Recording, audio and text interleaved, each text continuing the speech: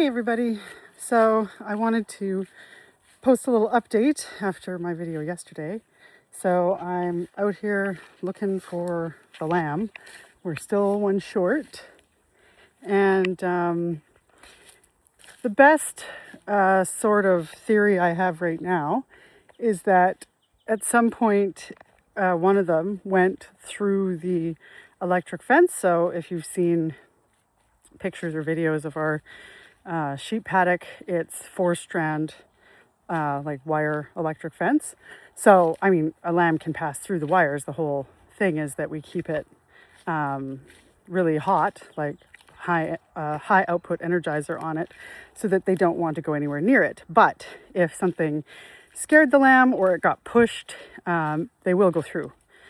And so we just, I mean, it's the most effective fencing for us for the price and the amount of acreage we have to do. So that's part of the reason why we picked it. It also deters predators. So what I think maybe happened is that a lamb went through the wire for whatever reason, got spooked or something, and then was stuck on the outside. And they aren't motivated typically to come back through, even to like get back to their mothers, especially at the age they are now, because a lot of the mothers are kind of done with them and sort of weaning. And so then it would be on the outside of the fence and something could have come and got it. And it was, lambs, even our bigger lambs, like they're not too big for like a coyote to take away. So I'm not very optimistic that we're going to find this lamb, at least not alive. I came out and like recounted and got excited for a second because I thought I had the right amount, and then it turns out I just couldn't count but the wrong way. And so I don't think that we're going to find this lost lamb, which is upsetting, but we just do our best, right? Like, to lose one sucks, but in perspective, like, that's well below the like typical amount of loss that people have. So anyway, we did also lose one of the lambs that was in the barn yesterday with anemia. So that's from barber pole worms. And because we've had wetter weather this year, the worms are really, really bad. So unfortunately with lambs, like by the time they show signs, like and sometimes they're too far gone. And so there were 4 in the barn. Like, there were originally 2, and then we found 2 more that were like a little bit unwell. And so there's 4 in the barn, or there was. And then yesterday, the one who was the worst out of them died. And that was, it's hard. It's really hard for me to accept loss like that. But like it goes with the whole process of farming, but I still hate it. And I hope it never really gets easier. So anyway, the other 3 though are looking good. Like, they've all been medicated, and I actually went to the vet's office today and got additional meds. So that's, we're doing what we can, but they're up and eating and drinking.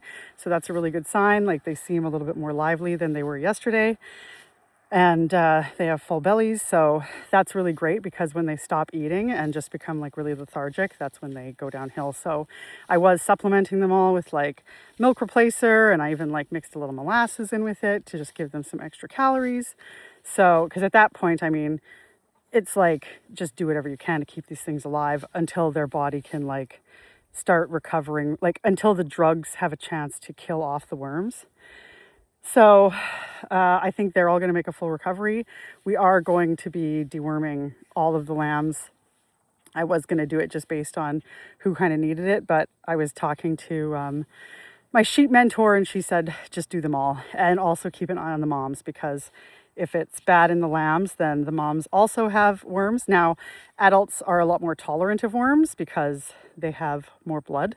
So how barber pole worms work is like the adult worms attach themselves inside like of the stomach, like to the stomach lining, and basically like drain the animal of blood.